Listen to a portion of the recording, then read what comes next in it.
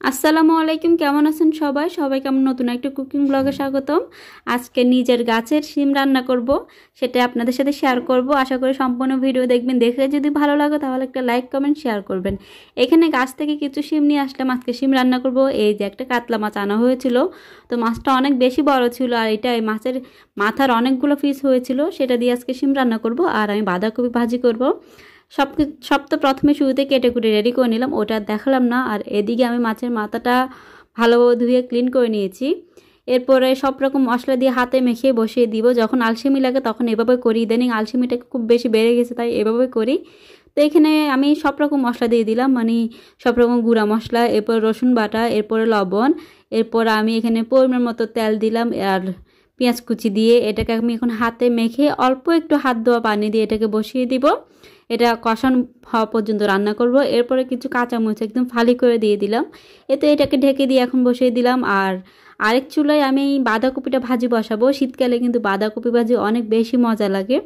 সমস্যা হলো বাঁধাকপি ভাজিটা আমি যতটা পছন্দ করি, ওয়াইশের বাবা অতটা বেশি পছন্দ করে না, যে কারণে সবসময় খেতে পারি না। আমার মনে হচ্ছে এটা প্রতিদিনই খাই, কিন্তু ও অতটা পছন্দ করে না বাঁধাকপি ফুলকপি।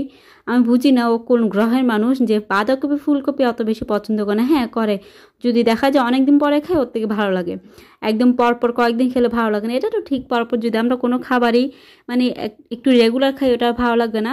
কিন্তু আমার কেন জানি বাঁধাকপি এত বেশি পছন্দ, আমার মনে হয় আমি প্রতিদিন যদি আমাকে এটা ভাজি করে দেওয়া হয় আমি প্রতিদিনই খেতে পারবো। আমার অনেক বেশি ভালো লাগে। অনেকে বাঁধাকপি ডিম দিয়ে ভাজি করে, আবার অনেকে দেখা যায় চিংড়ি মাছ দিয়ে ভাজি করে। আমি কিন্তু ডিম চিংড়ি মাছ কোনোটাই দিই না। আগে মাঝে মাঝে ডিমটা দিতাম, কিন্তু এখন সেটাও দিই না। এখন শুধু এমনিতে করি। এত যে ভালো লাগে, এত যে মজা হয়, সেটা বলে বুঝাতে পারবো না। এই তো এখানে বাঁধাকপিটাও ভাজি করে নিচ্ছি। এরপরে তো ওইদিকে আমার যে কাতলা মাছের মাথা কষানোতে দিয়েছিলাম সেটাও কষানো হচ্ছে। ফাঁকে ফাঁকে সেটাও একটু চেক করে নিচ্ছি কতটুকু কী হচ্ছে। এরপর আমি মাথাটাকে একটু উল্টিয়ে দিব, যেহেতু এক সাইডটা হয়ে গিয়েছে। আমি যেহেতু এটাকে একদম কষিয়ে রান্না করতেছি না, মশলাটাকে আমি এটা হাতে মেখে বসিয়ে দিয়েছি, যে কারণে আমাকে বারবার মানে এই যে মাছগুলো দিয়েছি এগুলো একদম উল্টে পাল্টে তারপর রান্না চেক করে নিতে হচ্ছে। এখানে এখন মাছের মাথাটাকে আমি এখন উল্টে পাল্টে দিলাম। এরপরে তো এখানে বাঁধাকপিটাও নেড়ে দিলাম, এটা হচ্ছে। আর এদিকে দেখেন আমার কিছুক্ষণ পরে আমার মাছের মাথা যেটা কষানোতে দিয়েছিলাম সেটা হয়ে গিয়েছে। এরপর আমি এখানে যেই সিমগুলো আজকে গাছে থেকে এনেছিলাম, মাশাআল্লাহ এগুলো আমাদের ছাদ বাগানের সিম। আলহামদুলিল্লাহ, মাশাআল্লাহ যত বলবো মনে হয় ততই কম হবে। মানে আল্লাহর কাছে এত শুকরিয়া আদায় করতে ইচ্ছা করতেছে। আমি কখনোই কল্পনা করি নাই যে এই প্রাপ্তিটা আমি পাবো, মানে ছাদে যে সিম গাছ লাগাবো অথবা অন্যান্য যে কোনো সবজি গাছ লাগাবো ওইখান থেকে যে কোনো ফল পাবো, এমনই হয়তো জীবনে সব কিছু, তাই না? আমরা একটু তো হতাশ হয়ে যাই, ভাবি হয়তো পাবো না কিছু, হয়তো হবে না কিছু, কিন্তু দেখা যায় একটু যদি সময় নিয়ে করি, একটু যদি ধৈর্য রাখি, তাহলে কিন্তু শেষে কিন্তু আল্লাহ এটা ফল আমাদেরকে ঠিকই ঠিকই দেয়।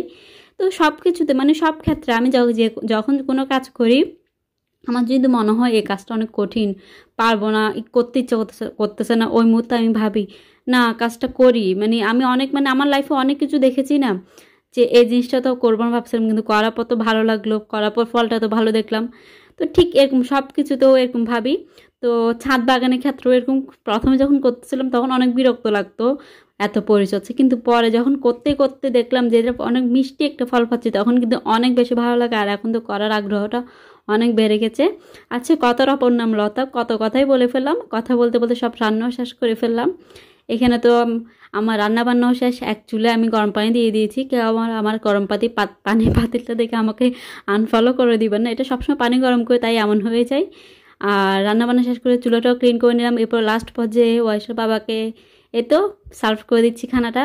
তো আমরাও খেয়ে নিলাম। মাশাআল্লাহ আলহামদুলিল্লাহ অনেক বেশি ভালো হয়েছিল। আজকে ভিডিওটা আর লম্বা করবো না, সবাই ভালো থাকবেন, সুস্থ থাকবেন।